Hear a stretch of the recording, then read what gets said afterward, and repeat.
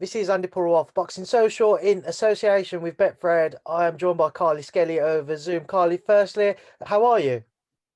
I'm good. Yeah, feeling really good. Good to hear. Obviously you're deep into training camp now. Only what? It must be about 10 days away now. Just over ten Yeah, days away. From your first crack at World Honours, facing Jamie Mitchell out in Phoenix. Firstly, Carly, where did this opportunity come about from? we literally got a phone call in December, um, kind of out the blue. So it was a big surprise. No thinking went into it. It was like, yeah, as soon as we got asked, we were like, yeah, 100%. So it was a nice early Christmas present, really. So did that? How much did that kind of affect your Christmas plans then? To be honest, like me and the family were all quite into our fitness, so we were in the gym Christmas Day as a family, the four of us anyway. It made no difference. Yeah, obviously just had to eat well and stuff while everyone was eating the Christmas dinners and selection boxes. Um, just kind of sticking with the fight, Carly, just on Jamie herself, she had a huge stunning upset win against Shannon Courtenay last year to pick up that WBA world title. What did you make of her performance in that fight?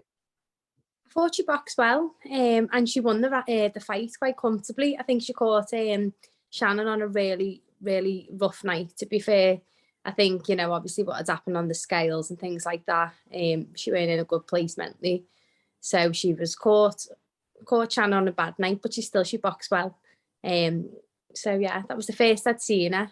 So I mean, I know when that fight happened, people started to assume that maybe they would have a rematch, and for yourself, there was always still that talk of a potential rematch with Amy Timlin. Now, I know that was over a year ago, excuse me, when you two crossed paths, but those talks back then for yourself, were there any talks of a potential rematch with Amy Timlin to settle that draw you'd previously had together?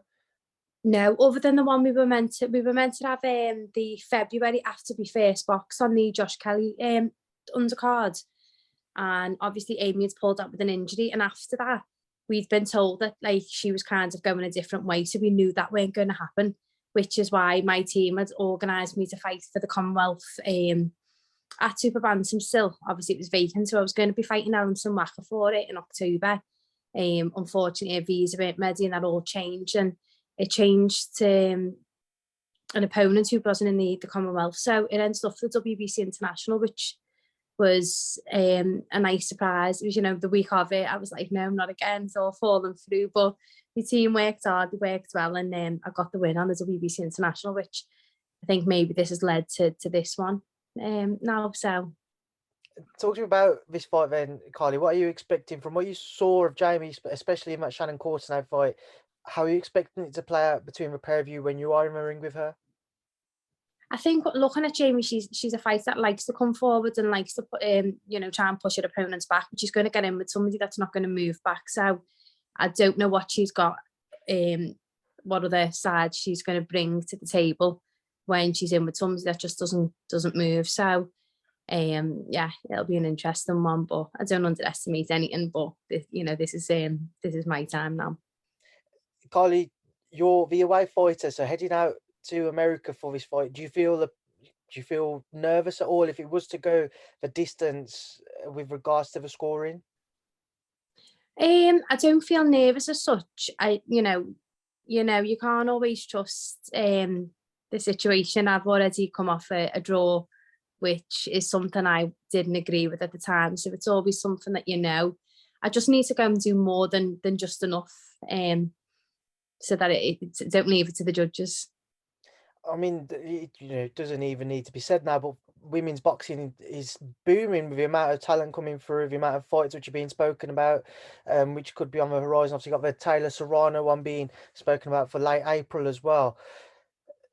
But if you was to be successful, what opportunities could lie ahead, and how life changing of a win could it be for you if you was to beat Jamie Mitchell? It'll be massive because once if I get the win, which I believe I'm going to win, I'm going to have the WBA title.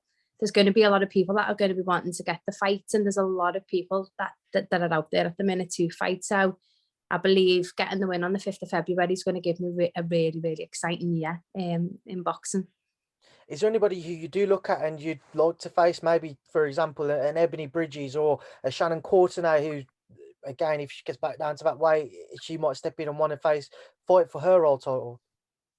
Do you know what? I always say I'll fight anyone. You know, I've been boxing at super bantam for probably just over a year now, which isn't my weight, and I've come down to bantam, and there's plenty of girls at bantam. So, yeah, I'm guessing, you know, once I've got that title, they're all going to want to box me rather than the other way around, and I'll let my team decide if I'm fighting and get in on the nights and do the job. Right, Carly, just before I let you go, just leave a final word to yourself. And obviously, before you travel out to America and ahead of your fight next weekend, what would you like to say to those who will tune in and support you? Everyone that has always tuned in beforehand, thank you for your support. And make sure you tune in on the 5th of February because it's going to be a great, great fight. Do you have a message for Jamie? May the best woman win on the night. Carly, I appreciate your time now. Enjoy the rest of your day, and thank you for speaking to me in Boxing Social. Thank you. Thank you for your time.